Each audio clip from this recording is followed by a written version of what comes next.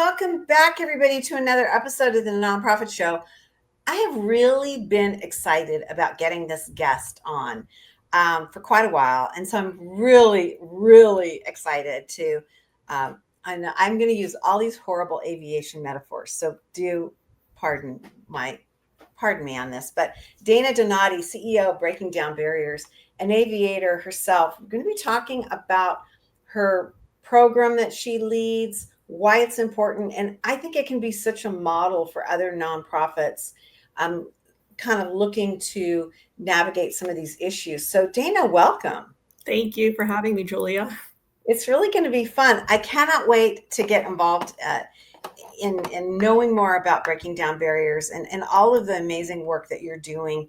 You know, we have amazing work here every day that coincides with the Nonprofit Show. We've done more than 1,300 episodes. We are now in our 6th year of broadcasting, and we are here because we have partners, and they include Bloomerang, American Nonprofit Academy, Staffing Boutique, JMT Consulting, Interim Executives Academy, Your Part-Time Controller, and Fundraisers Friday. I'm Julia C. Patrick, CEO of the American Nonprofit Academy. And I was warning Dana in the green room. I say this a lot. I'm flying solo today. I don't have a co-host with me, but you know, that really works for this conversation. So thank you, Dana. Absolutely. Okay, Dana, you are the CEO of Breaking Down Barriers. What the heck does Breaking Down Barriers do? So Breaking Down Barriers is an aviation nonprofit. We're based here in Dallas, Texas, and we're founded by Doug and Gwen Parker. Doug is the former American Airlines CEO. And when he retired from American, he watched the industry unfold and saw that the disparities in our airline transport pilot certification, that there was just a lack of representation. And he wanted to come back into the Dallas communities, give back by providing flight training scholarships. And Doug and Gwen brought me on board to partner with different schools, nonprofits, to bring the aviation outreach and awareness to communities that just don't have that representation.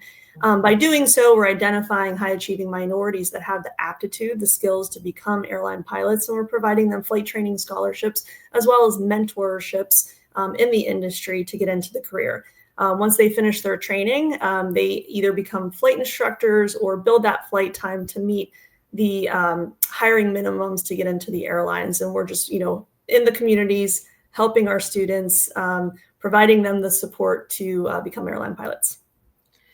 This is an amazing thing and an incredibly heavy lift, because you're one of those sectors where they're just bleeding off talent through retirement, right? I mean, it's a huge problem. You're not necessarily anywhere close to replacing who's retiring. Is that correct? Absolutely. So the industry has its ebbs and flows, and post-pandemic, there was a huge hiring surge, and we're starting to see that taper off. But there's still a need for airline pilots, as well as mechanics and air traffic controllers. So identifying those that have the aptitude to get into the career, but just lack that outreach and awareness and the funds. That's what our overall goal and mission is. Right now, I would say that over the next 10 years, we're still going to see a huge amount of airline pilots retire, and those that need to fill those seats at the regional airline levels to then progress to the major airline levels, there's still a hiring need. Yeah, super interesting. Well, let's get into it, because I think it's just such a fascinating topic, and we kind of touched on this, but the current status of aviation, I've got to believe with that labor and staffing, it seemed to me in the past, it came through the military, and that a lot of pilots, served in, if it wasn't wars, but they were educated through the military system. Is that still a pipeline, or is that been reduced? That's still a pipeline. I would say that that's not my area of expertise, but the military is very much actively recruiting from the high schools, and then also, the college environment to get into aviation. But there are many aviation colleges in the United States, university 4-year programs, also as well as community college 2-year programs. That's what the path I went through, was a community college program. And then there's also standalone flight schools that also provide that flight training, the technical side of it. So, overall, there's many pathways and avenues to get into aviation, specifically to become a pilot. And I think sometimes that's the hardest piece to figure out when you're just getting into the industry. You're just wanting to just, become an airline pilot, is how do I go about it? What is the right path? And all these different pathways are valuable and they benefit the student, but where's the student going to succeed? What is the best area of support that student's going to go through in order to come out, with all their certifications? And so the military is a great avenue. It might not be the best avenue for everybody, as well as college, university programs and standalone flight schools. So finding that best pathway for that student is essential for their success. I love that you highlighted this, because I was thinking that it's probably cut and dried, that there's just a few ways to go about it. And the way you've laid this out makes it even more important, it seems to me, to understand what these systemic barriers might be. And so I'm fascinated to hear what you see and how you and your team have been able to identify this. Because you can't just say we need more pilots, or we need more teachers, or we need more doctors. You got to step back and figure out what these barriers are. Could you talk about that a little? Sure. So, as we're going into high schools and different nonprofit organizations in the Dallas area, talking about aviation, sometimes that's the first time a high school student has even heard about becoming a pilot. Because if they don't come from a family or an environment there where they can see pilots, then they're just not going to know about it. We actually go into K through 12, starting in, I think I've gone to a handful of first grade classrooms about a year ago, just to start planting those seeds early on, because you can't go to a senior in high school and say, have you considered becoming a pilot, when maybe they already have their path in healthcare or engineering already laid out. So it's important to get in front of these high school students, or I'm sorry, these students earlier. Sometimes fifth grade is like the key time frame, because that's when students start to identify with careers, but those early ages are so important. And then, looking at college students, or even, early 20s, like we do so much in the community that we are talking to a wide range of individuals. But sometimes, those college students, somebody goes to college because they received a scholarship, or because that's what their family wants them to do. And that's not necessarily the career that they hope to get into. So hoping to spark some interest, and again, bring a career that they never even considered to them is so important, because they didn't see it. And then the financial piece, becoming a pilot is very expensive. So sometimes that, is automatically pushing out a group of people that have the skill, just don't have the financial means to become a pilot. So that's where we, can help step in to those that, never considered becoming a pilot, or have maybe considered it, but immediately, shut it down. And then, outreach, awareness, financial, and then mentorship. That's another piece to it, because sometimes if you don't have the support at home or in your community of your friends, you're going to start something but may not finish it. So we really want to pair our students up with mentors in the industry to help them through that training process, because aviation training is hard. It's difficult. And I don't care what it is you're talking about. I think this mentor piece is just a huge, huge opportunity to get somebody across the finish line. And I also think it's fabulous for the industry, because then they can come back and say, well, this is what the next gen is facing. Mm-hmm. This is what our incoming labor sources are going to be looking like and thinking about. And so I just think it's such a great thing. And I applaud your organization for leaning into that, because that's something that takes a lot of work and a lot of management. It's great to say, but not so easy to deal with. Do you find that to be true? Yes. And we actually have our mentors on a 3-month rotation. So, sometimes what happens is when you get paired with a mentee, it fizzles out, like in the very beginning, everybody's so robust, they're contacting each other, but then it fizzles out. So we actually put them on a 3-month rotation, and that kind of lowers the commitment for like this lifelong mentorship. But at the same time, it's building out the students' aviation network, because that's huge. If our students can have 10 mentors over the course of a year versus just one, then they have 10 people that they can reach out to for maybe different reasons or different phases throughout their career. So we have that rotation, which does take a little work, but it's worth it. And I mean, our students are thriving because of our mentors. Okay, that's crazy brilliant. I have never heard of that. I've heard, I mean, all of the hundreds and hundreds and hundreds of people that have come on the nonprofit show, when we talk about mentoring, it's exactly what you said. It's supposed to be this dynamic, lifelong thing, and sometimes it fizzles out, or some people just don't mesh. Yeah. Things happen in life. So this is brilliant, and I love the way you added that word network. That's so dang smart. Good for you all. Really, yeah, that's just super cool. I love, love, love hearing that. Let's talk a little bit more about your funding and your strategic partnerships. I realize the Parkers, they were in our community for quite a long time, and quite a dynamic couple that made huge philanthropic commitments and inroads to our community here, where I'm from. Talk about how you've been able to go back out into the community and get funding, and highlight why somebody should partner with you. So we wouldn't be able to have this nonprofit without Doug and Gwen Parker. So their generous donation, got us kickstarted on this journey. And we're coming up on year 2, so we're fairly still new and kind of a startup, if you will.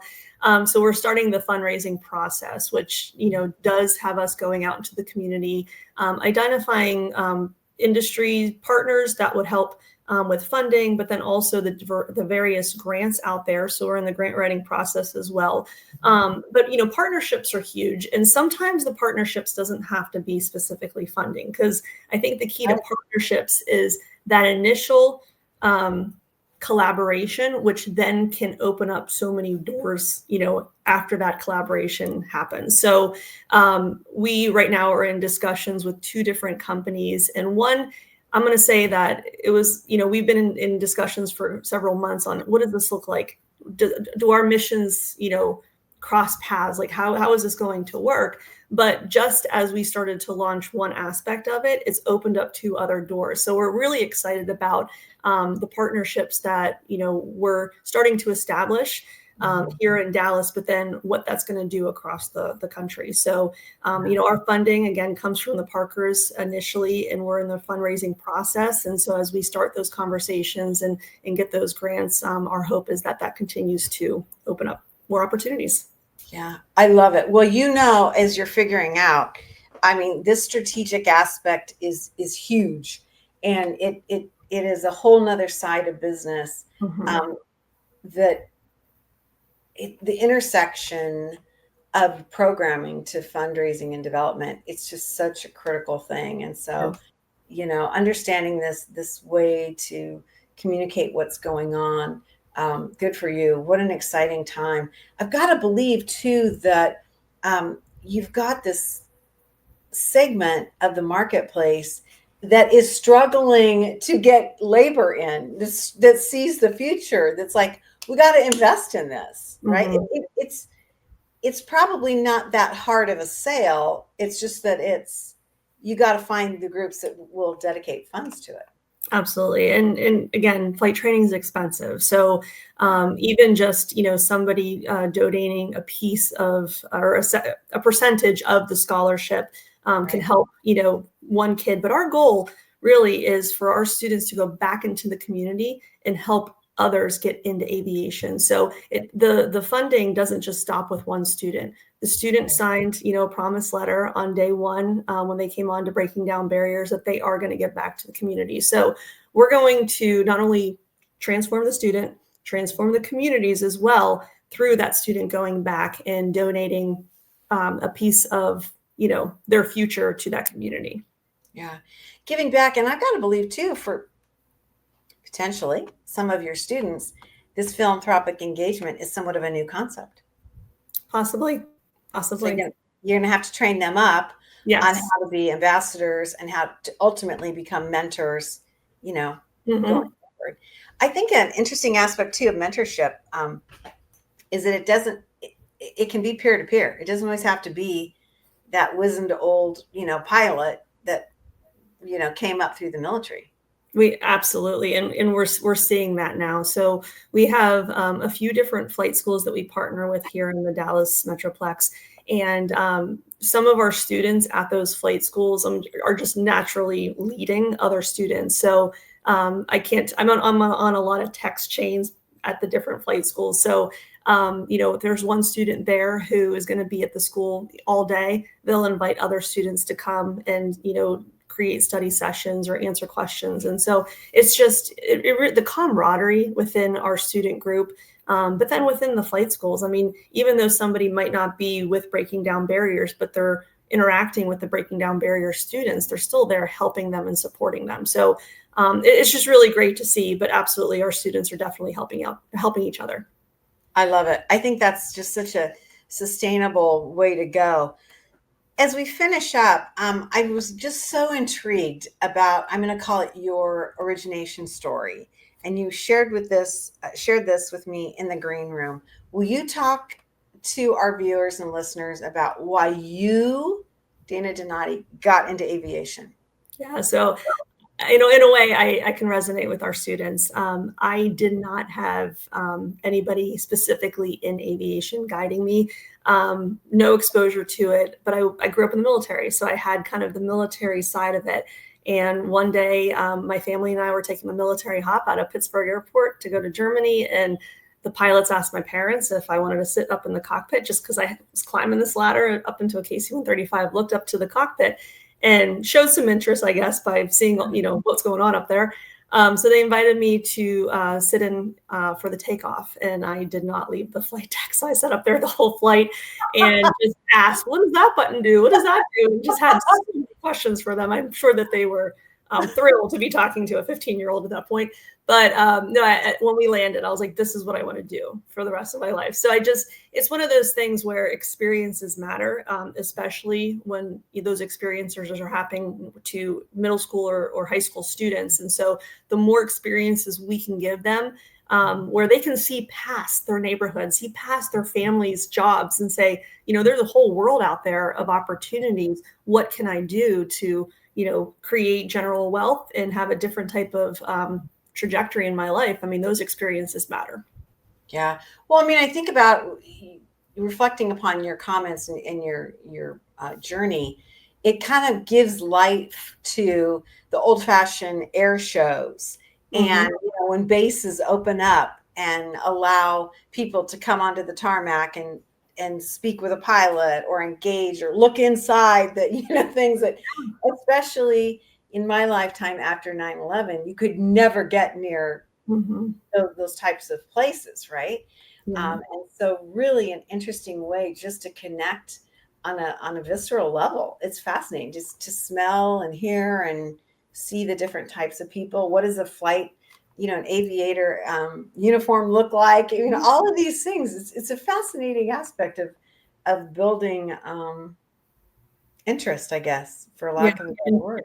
And Dallas Executive Airport, which sits in the communities that we work in, and they have been so welcoming, as well as other airports too. Meacham Airport has been so welcoming for us to host different events on their airport. So that's another side of partnerships too, partnering with different middle school teachers, high school teachers to get those students, on a field trip to these airports is so important at such a young age. Yeah, absolutely. How do you collect the stories of the people that you're working with? I realize you're a new organization, but your work and your mission is not new. How do you find these stories and tell these stories and acknowledge the difficulty?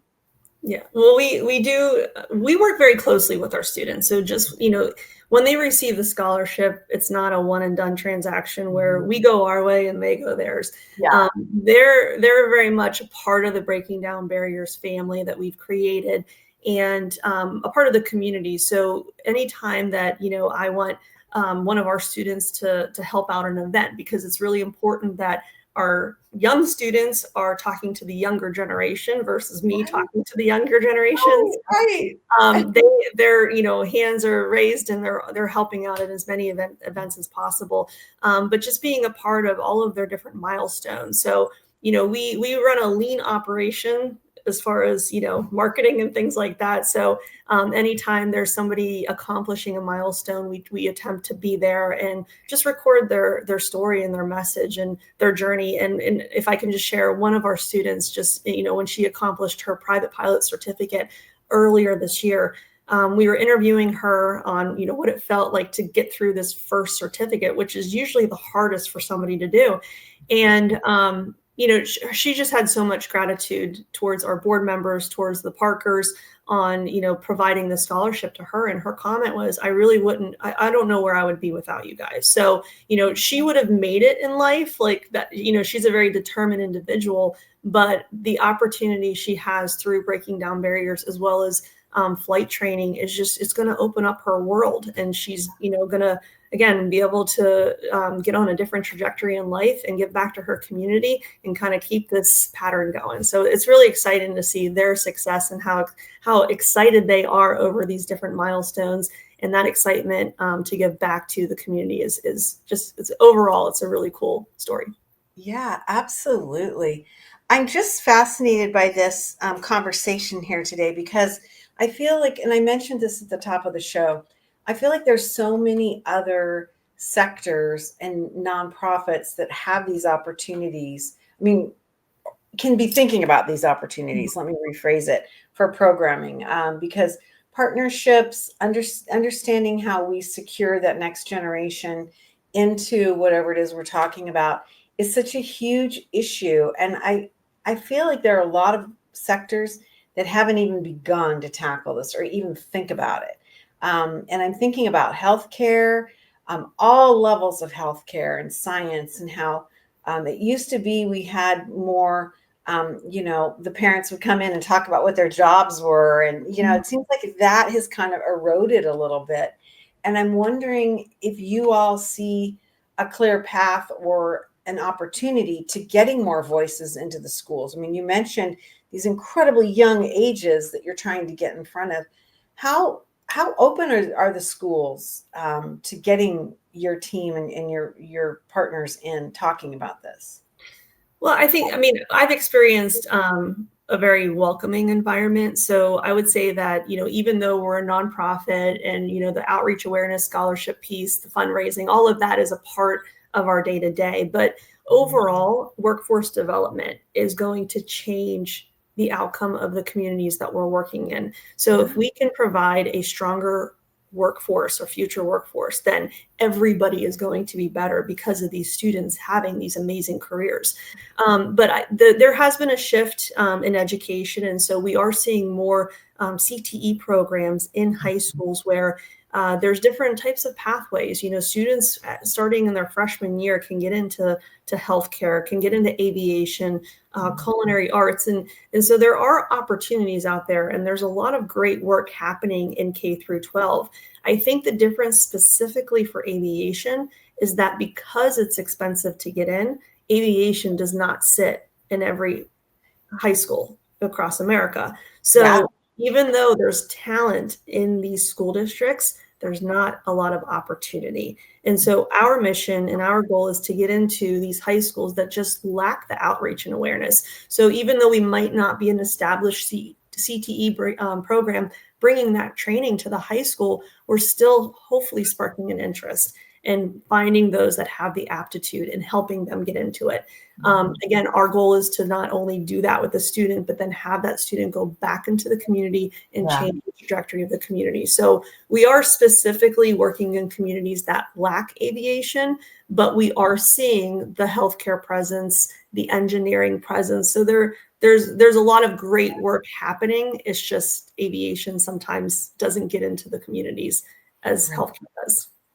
So let's talk about that as we finish up. Do you try and sell like the economics of it and what you can expect, the prestige, the travel, the glamour of the lifestyle of being in this profession? Like, how do you link up interest to somebody in the third grade, the fifth grade? I mean, what does that look like? I mean, well, every age is a little different, so you do Yeah. have to approach it based off of what they know. And I think you and I were talking earlier. I think it's vacation.